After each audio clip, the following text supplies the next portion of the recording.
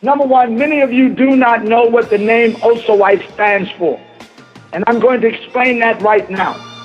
Osawite stands for original, sacred, order, inner circle, empire of the Most High. That in itself is, how should I say, a particular name that is extremely ancient that many know nothing about. It has its significance amongst what you would refer to as the 24 elders, of which I am the 13th. I am Protestant in that circle. And we are not a separate group, listen, that are standing outside of the Nuwaupian nation. All of us are Nuwaupians, first and foremost. And then we are Anuwaupians, meaning we take the name of Anu and put it out front. Now, if you declare yourself a Nuwaupian, then you know that you have rendered your life and your services to the Most High. And there are many of you who do not, and at the same time who do recognize the name of Anu as being the name of the Most High. Why? Because it comes from out of the cuneiform, which is the oldest dating language on the planet, which predates your Semitic tongue, be they Hebrew, Greek, or Arabia. You see, the information that the Osawite putting out, number one, cannot be muted out and or denied. There is no one else amongst you in this day and time that's putting out new information. You see, we're going to be putting out a show called Who Else Is Doing It, where we will address who else is putting out new information. And if indeed this information has been fabricated, then that means it can be done. And if I can do it, then you can do it too.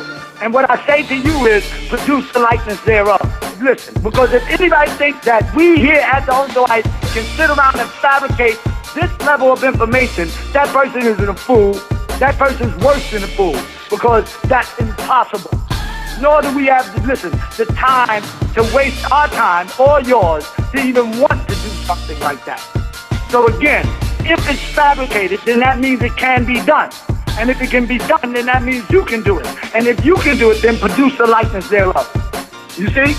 And you will not be able to do it, because this information cannot be muted out and or denied.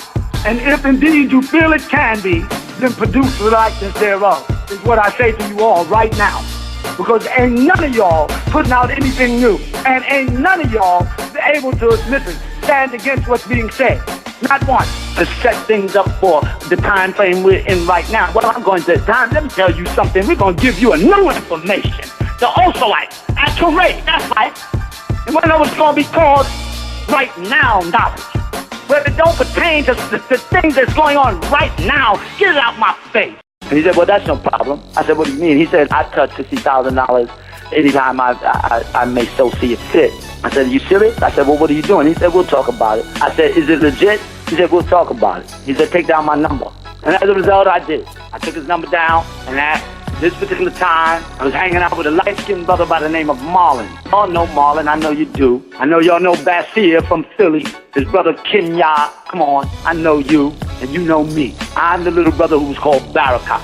That's right. I lived right next door to Yadillah. And Yadillah, he and I, let me tell you something, became very, very good friends. Me not knowing why at that time, because again, I didn't even know Baba was my father. Not at that time I didn't. When I lived in Nuwaupu Garden, brother had another brother whose name is Keisha, who lived right up over me. He used to come down to my house. I'd feed him every day. Him, and how did it start? Well, let me tell you, one night I came home, and Yadillah, he was standing in the middle of the courtyard, looking depressed. I'm like, yo, what's up, bro? What's wrong? He's like, yo, you won't believe this. I'm like, what's up? He said, here it is. My mate is pregnant, and me and her ain't got nothing to eat. And I done went to all these Negroes' doors, knocking on their doors. They talk about they love my father. They don't love my father. Ain't did nothing for me. Talking about they got their own problems, etc. I said, what's wrong, bro? Slow down. Slow down. What's wrong? You hungry? He like, yeah. I went in my pocket. I had just supplied myself, and I only had $15. I took out the 10 and the 5, and I gave him the 10. He said, no, bro. He said, your wife is pregnant too. I said, no, come on, bro, eat. He said, what you mean? I'm like, man, order you a pizza. He said, I can't do that. I said, no, wait a minute. I went inside, got the phone, ordered the pizza for him. Then told him also to bring a 2-liter and broke the 5 as well. I think it left me with like $3. And every day we would go out to pedal, and I would see the brother looking out the window. And I would see him looking out the window when we would return. Me and the brother Marlon was peddling at the time, and I went to him and I said, yo, bro, check this out. You gonna put the brother Yad down? He said, nah, nigga. I said, what? All these supplies is mine. Don't tell me what we gonna do, because if it wasn't for me, nigga, you wouldn't be eating too. So I don't want to hear it. We gonna do this. And the brother's gonna be able to make enough money. I'm explaining to him what he needs to do with the money, to save the money so that he can have his own supply. Because ain't no way in the world I'm gonna see him and Joy sitting up in that house starving. It's not happening. And let me tell you something. That night, when I fed Yadilahi, he came out after eating and yelled out loud, all you niggas up in here is fake. Let me tell you something. The only real brother in here is Barakat. And if any of y'all mess with him, y'all got to mess with me. And I'm like, yeah, come on, chill out. He's like, no, ain't no chill out. You people in here are phonies and hypocrites, is what Yadilahi said. And then I remember the Nuwaupu ball, okay? I received a phone call from Kadesh and or Tamaray from the office asking me would I attend. I said, well, look, my wife is pregnant.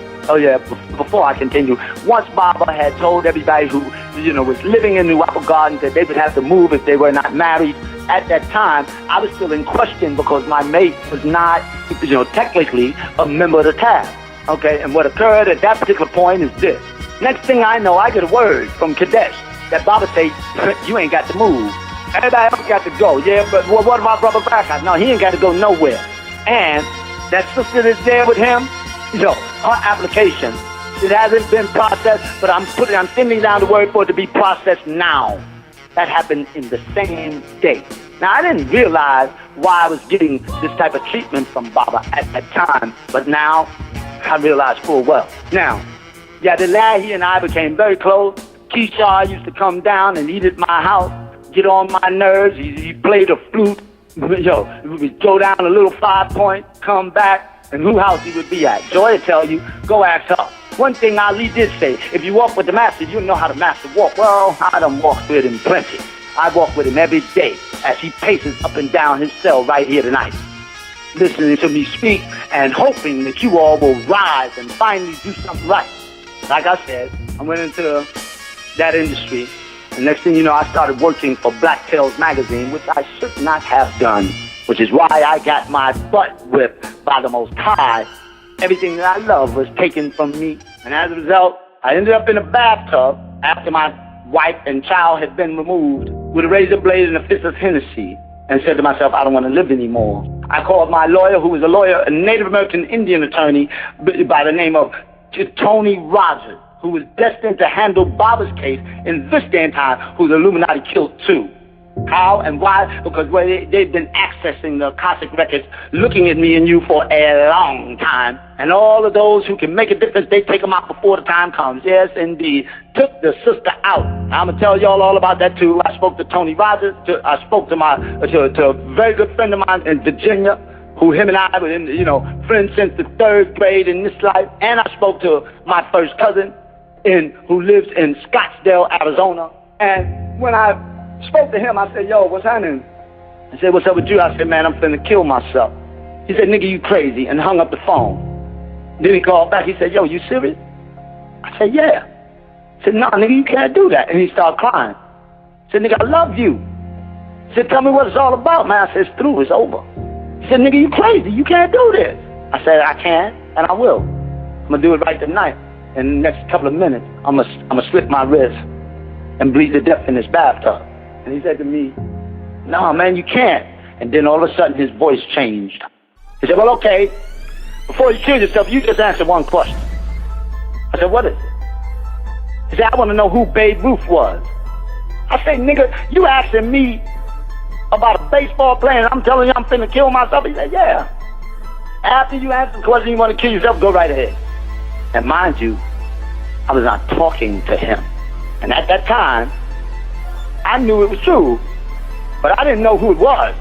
Well, I answered the question. I went on, I answered it. Yes, I did. I said, well, Babe Ruth was a baseball player. First off, before I answered, the voice asked me, what is it all about? Why do you want to kill yourself? I said, well, I'm tired of failing. I'm tired of having had and lost. But let me tell you all something. It's worse to have never had than to have had and lost, because a taste of honey is worse than no honey at all. And man, I have been blessed with beautiful things and seen it all come and go, and several times it had reoccurred. I've been through several marriages, children, and oh man, If only I had the time, really the time to tell you. I've experienced the type of pain that I only pray you all never have to experience. Never. And I've lived and survived to tell the story. Anyway, I told him I'm tired of failing. He said, well, who is Babe Ruth? I said, Babe Ruth was a baseball player. He said, what was he known for? I said, he was known for because he hit the most home runs in the league. He said, yeah. But let me tell you something, Mark. He was known for something else as well. He had another record. Do you know what it was? I said, no. And the voice said, he had the most strikeouts in the league as well. He said, don't you see it, my brother? He said, you have to taste true failure before you can taste success. And then my cousin spoke and he said to me, he said, yeah. He said, look at me. I was sleeping behind a dumpster in Hollywood, California not 1 year ago. Now I got a mansion, 2 bins, and I'm the #1 black Nubian, rare coin dealer in the world. And everything I learned, who do you think I learned it from? I said, who? He said, you. Watching you. And I'm letting you know what's in you is far greater than what's in me. But you just haven't had your turn. And it's on its way. But if you kill yourself, you'll never see, is what the voice said. And on that note, I got up out the bathtub, put the razor away. And next thing I know, subconsciously, I still wanted to die, but I moved on and again involved myself in things I had no business. Yeah, I became a drug addict. I tried to burn myself up. That's why I'm known as the Phoenix. The Phoenix is a bird, let me tell you something, that burns himself up and out of his ashes it comes, more powerful than ever. Well, we just got finished dealing with a project called the Phoenix Project, and before long, if you all look up in your skies, you'll be able to see me as I do my thing fighting on your behalf alchemically. And we just completed the Rainbow Project as well. All you have to do is continue to look at your moon. And when I say we, I'm talking about myself, Baba, and Tahuti. Now, he goes on, and the story, like I said, is as such. I involved myself yet again in things I had no business. Why? Not knowing that I was being taken through a particular type of school. Listen, because you can't help anyone unless you've walked in their moccasin. The Native American Indian master, he said, before I left him, the third master who I sat with, said to me, he said, answer me a question. I said, yeah. He said, if your father was coming to an apartment and you were sleeping in a room and the door was closed, would you recognize his voice? I said, of course. He said, remember that. And then he went on, right before I left, he said, I want you to picture you on one side of the door and your father on another. You are the outside man. He is the inside man. And when the outside inside man link together, this nation will have everything it needs. I said, what do you mean by that? He said, well, Baba understands the problems of our people from inside the task. You have been taken through schools which nobody else will go through to understand the problems of our people from outside the task. Baba can't help a crackhead, but you can. I said, why do you say that? He said, because Baba ain't never been one, which is the truth.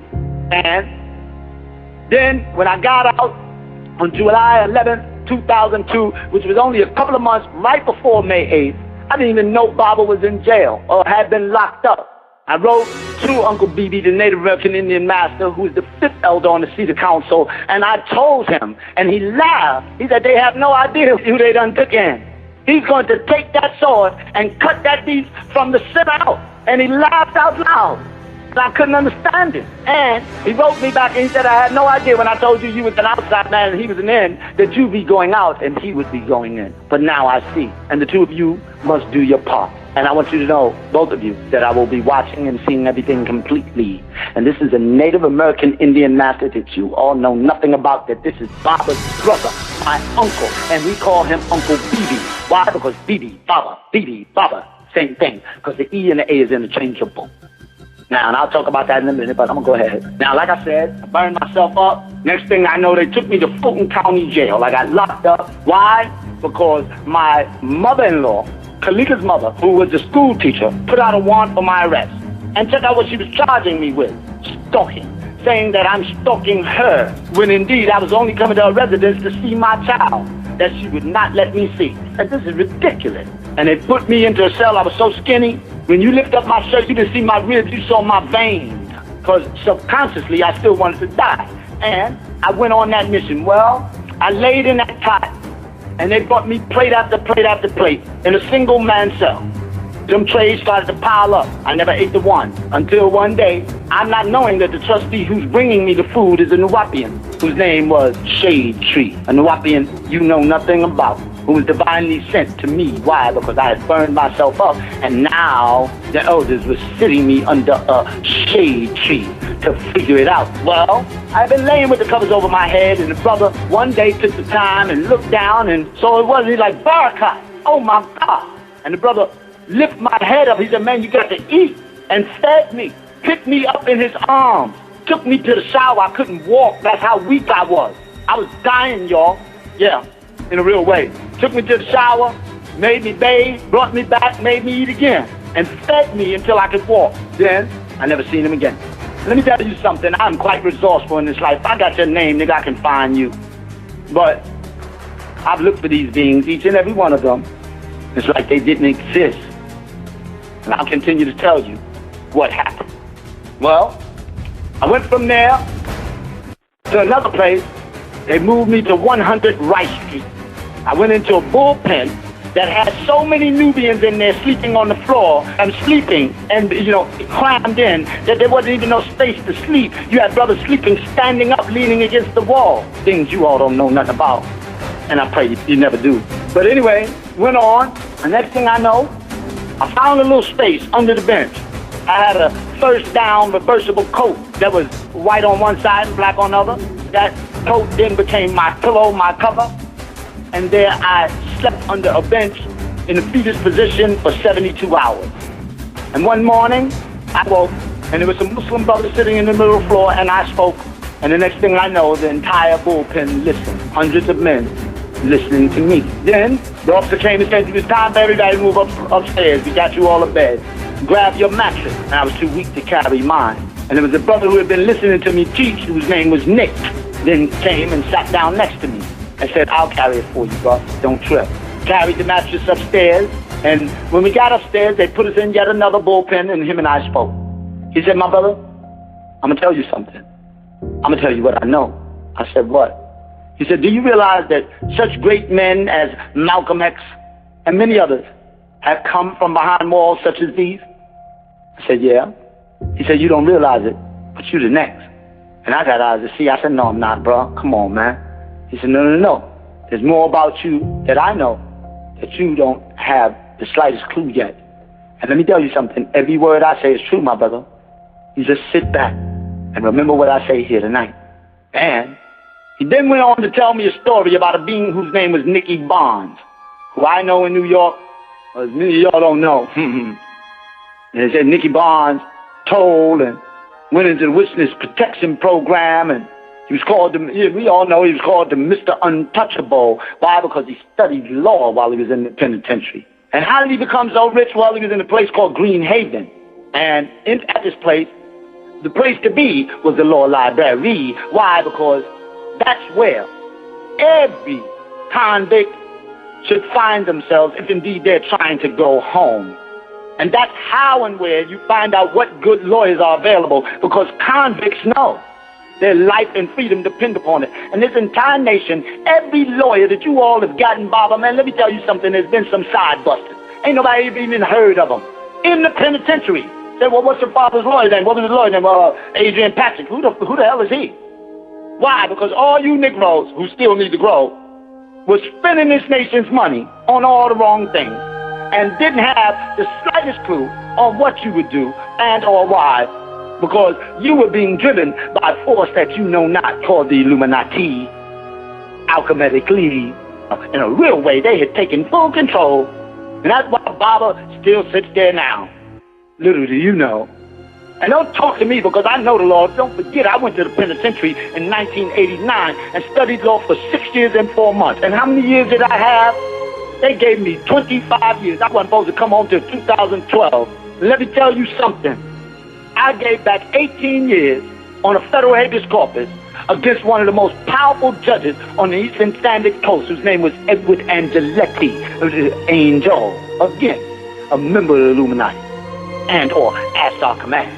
Yeah, Edward Angeletti was his name. I signed a written plea agreement where I was supposed to get no less than 4, no more than 7. These fools gave me 25 years. That's the type of number on that you would choke. Let me tell you something. There was brothers who would come up in there with 5 or 10 years, lay down on the bunk and start to complain, oh my girl, the food and this and that. And in a real way, let me tell you this, because this is what I got to say. At least them brothers had light at the end of the tunnel. Well, my light bulb blew out. And I didn't know if I ever was coming home, which again was part of the school that the elders took me through so that I could come here today, not for me, but for you, and be able to help. Again, fulfillment of prophecy. Why? Because the Illuminati put me in prison. Don't fool yourself, because they knew who I was even before I did. And yes, I'm me, but you're you. I'm just an ordinary guy. Many of you say, yeah, well, I'm a type of ordinary. You want to know what type I am? I'm extra. But I'm still just a grain of sand on a beach, just like Baba. You think that Baba is the only one. Well, he's not. Don't get me wrong. He is God, though. My God. And he created us all. But he is not the only member who sits on the seat of council. He's the 19th elder, who is Yanun. You see, Baba is just one elder on the seat of council. There are others, and he told y'all that. He said there's other masters on the planet many times before. And how many of you can lay claim to having sat with them and or know where they at and or know who they are? Because while you all thought that the significant ones was right there with him, no. The real ones were somewhere else. Why? Being kept safe. Because let me tell you all something.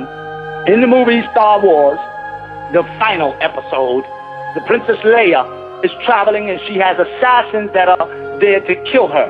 And, she's traveling with a handmaiden while she's dressed royally and the handmaiden is dressed down. And then she's killed, and then it's found that indeed she was not the real princess. The real one was the handmaiden, improperly dressed. Well, Yadillahi was that for me. Because Yadillahi gave his life to see to it that I stay alive. Because the Illuminati focused on him while Baba took their focus off me. And you may think that, Jacob York did have something to do with it, but he was driven by a force he knew not through a computer software called PAN. Mind control. Something, y'all don't understand. Because let me tell you something, what I'm talking about, many can't tiptoe to touch it. One of my thoughts will bust your brain. I've lived more life in this life, in my little toe, than a lot of you all have lived in your whole body. And I've suffered more pain and more pain. Let me tell you something. Pain is the one emotion when experienced. If nothing else, it has the way of getting your full attention. If nothing else, it will cause you to focus. And without pain, there's growth. But I only pray that you all don't have to go through the pain that I went through. Let me tell you something, that you all don't feel the same thing I felt, which was like slitting your own throat. And my journey continued. The brother and I spoke. His name was Nick. I went upstairs, and before I know it, it happened real quick. I struggled with my mattress going upstairs in a rec hall where there were men sleeping in a rec hall and all the cell doors was open. It was extremely hot. I was at a place called 100 Rice Street in Atlanta, Georgia. As soon as I got there, I put my mattress down, and there was a lot of Mexicans standing around, and I went into my best Puerto Rican. Y mira, oye, ¿qué te pasa? Oye. Yeah. And talking, trying to intermix, and have, a little laugh, or, here and there, because I had been through a lot. The next thing I know, I looked over, and there was someone, leaning against the wall, light-skinned brother with a median facial haircut. He said, yo, brother, let me ask you a question. I said, what? He said, you ain't from here, are you? I said, no. He said, where you from? I said, New York. He said, me too. I said, whereabouts? He said, I'm from Harlem. He said, yeah, me too. He said, where? I said, 114th and 8th Avenue. He said, yeah, get out of here. I said, no doubt. I said, yo, you know such and such? He said, yeah, I know them. You know so-and-so? I said, yeah. And we went on in conversation like this, and then after a minute, next thing I know, he turned around and bounced. Went back into the cell, into his own cell, and I followed him. When I went in there, the brother had his mattress pulled back. He slept on the top bunk, and he was doing some law. I went in, and he said to me, what brought you down here? I said, well, I came down here to go to school. He said, to study what? I said, comparative religious studies. And then he looked at me. He said, we've been waiting for you a long time. We have a lot of work to do and a little bit of time to do it in. And let me tell you something, I'm not here to massage your comfort zone. I know all about you. You're a little arrogant cuss. And let me tell you something else. I know I've already told them that you ain't even worthy.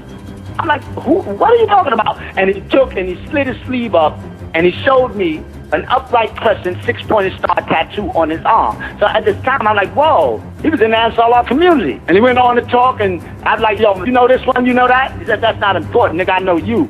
I'm not here for them. I'm like, what are you talking about? He's like, I told you, we got a lot of work to do and a little bit of time to do it in. And I am the being who has been assigned to you. And they knew exactly what they were doing when they assigned me. I said, why? He said, because I will punch you in your mouth, you little disrespectful punk. I'm like, yo, dog, well, who is the they you referring to? He said, the Anunnaki, the Natil, whatever you want to call them, I'm one. I said, nigga, man, come on. He said, no, I'm not playing with you. He said, because you were supposed to have been ready at a particular time and you blew. And now we got to compensate. And let me tell you something, I know your station, but they won't tell me who you are. And whoever you are, you must be a real important being. I said, why do you say that? He said, because I done told them that you ain't even worthy. And they telling me to do my thing. Why? Because they know what I know not. And I know that you're real important because there's a lot of other things they could be focusing their attention on other than you. And he said, now, I'm going to tell you just like this. They knew who they was assigning to you. Why? Because I'm just as intelligent, just as articulative, just as arrogant and smart as you. And let me tell you something, there's not one little game you can play on me that I have not played before. And I want you to know they've given me permission to break your jaw if you disrespect me in any way. He said, now, I'm going to tell you one time only, nigga, we got a lot of work to do and a little bit of time to do it in. And he turned around and bounced and left me there with my mouth open. Now, if indeed one word of what I'm saying is not true, may the Most High take all my blessings in every way and every day. And trust me, family, I wouldn't curse myself just to kick it with you. I'm not lying about this. Now, this elder, whose name I'm not going to mention at this time, but I will mention later. Why? Because he's the only one who asked me not to mention his name, and I got respect for him, much love for him. In fact, I grew to love him so when they took him from me, I cried real tears. With him, I earned 3 rules and learned many things. He showed me the power that belongs to us by turning himself invisible. What do I mean? Well, I got a visit from the attorney whose name is Tony Rogers, and like I said, she was Native American Indian, and me and her were friends. And she would come to see me, and I went to see her and went on a visit, and there was one way out and one way in. When I came back, I was excited. I wanted to tell the brother. So I went looking for him, and I went from cell to cell to cell. Yo, you seen the brother? And then he was just over there. I went over there. You seen the brother? Nah, he's not over here. And the place ain't but that big. One way in, one way out. And I went all over and didn't see this brother nowhere. I got so frustrated, I went to the cops. I said, yo, officer, let me ask you a question. Did so-and-so go on a visit? He said, no. I said, did he leave? Did he go home? He said, no. I said, where is this cat? And right then, I got frustrated. And then I heard laughter at my back. I turned around, he was standing right there. And I'm like, yo, where you been? He said, yo, I was invisible. I asked for permission to show you what we can do. And while I stood here and chanted certain chants, you saw me not, and nor did they. And he said, in all these things, I'm here to teach you, or reteach you, should I say. I said, man, get out of here, you bugger. He said, no, I'm not. Do it look like I'm playing with you? He said, next time you say I'm bugging, I'm going to punch you in your mouth. You think it's a joke? Like I told you, I'm not that one. So I shut up. Then there came a day where he re-taught me about respect. There was an elder who was sleeping on a bunk over me. Might have been late 50s, and I think at the time I was only 33. And this being stepped on my pillow, and I lost my mind. Yo, nigga, check this out, man. You could have got on the bunk from the other end. I gotta rest my head right there. And the brother turned to me and said, yo, man, come here. You used to be so compassionate. You done turned into a beast. I don't even know you no more. I said, nigga, yo, what happened if you passed? Where are you? Who are you? Look at you. You should be ashamed. I said, man, that nigga stepped on my pillow. He should show me a little bit more respect. He said, yo, that nigga don't got to respect you. He's your elder. I said, yeah, he do. He said, no, he don't. I said, yeah, he do. He said, man, let me tell you something.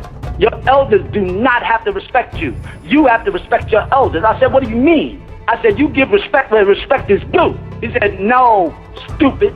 He said, I said, because if he's my elder, then that means he got to earn my respect. Anybody who don't earn my respect, I ain't respecting them. He said, no, you got it backwards, bro. It don't work like that. I said, what do you mean? He said, first I'll find out what the word respect means. He said, how old is you? I said, 33. He said, how old do you think that brother is? I said, about 59. He said, who got to look at who over and over again? You or him? Do he got to look at you over and over again to know what it is to be 33? I said, no. He said, you have to look at him over and over again to know what it is to be 59? I said, yeah. He said, well, he don't got to respect you because that's what the word respect means. What I say here to you all tonight is very, very, very true. If indeed the Illuminati offered you the same things they offered me, I'm quite sure you would not be nowhere around. You'd be in some mansion somewhere, driving a Lamborghini, trying to be very, very invisible. Because what they said to me, and it's very true, they said, you will enjoy tremendous wealth, and you will have diplomatic immunity without having to file any type of sovereignty papers. All you have to do is enter a printer. And from there, you will skip over being a worshipful master, and we will take you right to being a grand potentate of the entire West Coast region, meaning every Freemason on the entire West Coast will have to answer to you. I said, oh, really? They said, yes. I said, that's all I have to do? They said, no, there's one more thing. You must separate yourself from the darkness.